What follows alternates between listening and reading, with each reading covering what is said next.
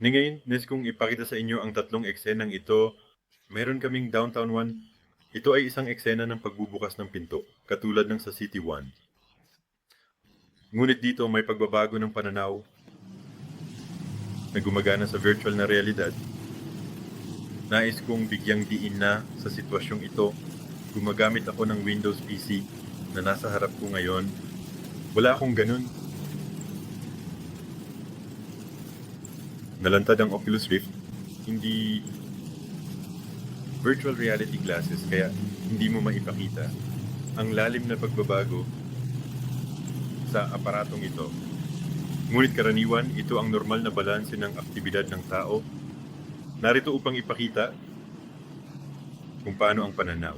Mula sa paningin ng kamukha ng driver, kaya't makikita natin dito ang isang resulta ng screen na tayo ay nakapasok sa sasakyan. Kaya't ang tao na nagbukas, narito ang replay button na tulad ng sinabi, karaniwang sinasanay.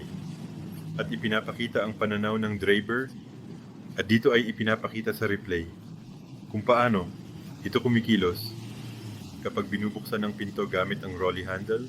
Ibig sabihin nakasandal ka sa pinto gamit ang kanang kamay.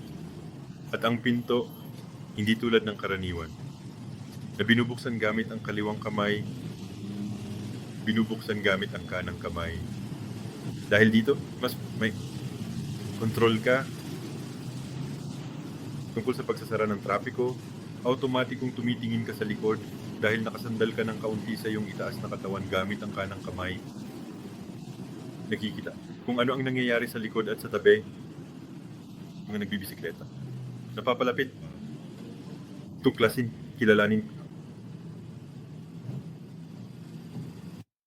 Pagkatapos ay babalik ako sa menu at ipapakita pa ang pangalawang eksena, muli na may pagbabago sa pananaw na maipapakita ko sa version na ito.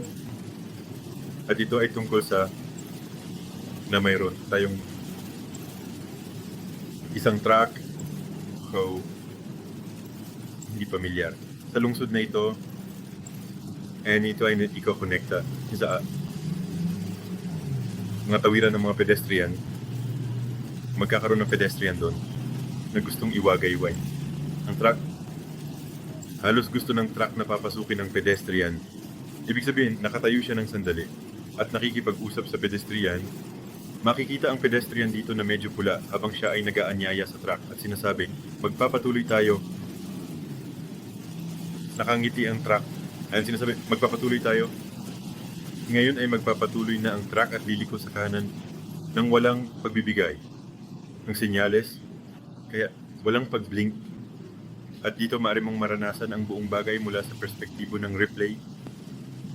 Ang makikita na ito nga, mahirap para sa driver ng truck dahil siya ay na-distract. Ang taong may pulang kamiseta at ang siklista ay nag-aalok lamang ng masamang pakikitungo. Ang ikatlong eksena, replay scene din. Dito ay magiging ganito, ang isang sasakyan mula sa isang labis na nakatuon na magbabalik. Ang sasakyan mula sa parking lot, kaya labis na nakatuon ito. At ayon dito ang direksyon ng pagmamaneho, ang sasakyan ay papasok. Dapat bang magmeditasyon ang pader mula sa usok? Ito ay para lamang sa mga hindi masyadong pamilyar dito. Ano ba talaga yun ay? Pero bibili tayo ng gamit mamaya. Ang sasakyan ay may mabilis na stabilizing device at dahil dito talagang maganda ang biyahe.